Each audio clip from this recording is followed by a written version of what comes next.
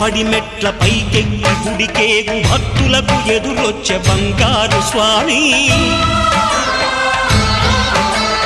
ఇరుముడులు స్పృశించి శుభమనుచు దీవించి జన బృందముల చేరే జగమేలు స్వామి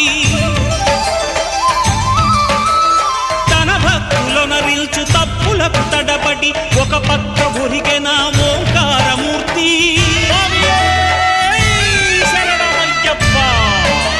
స్వాములందరూ తనకు సాయము కాగా ధీమంతుడై లేచే ఆ కన్య స్వామి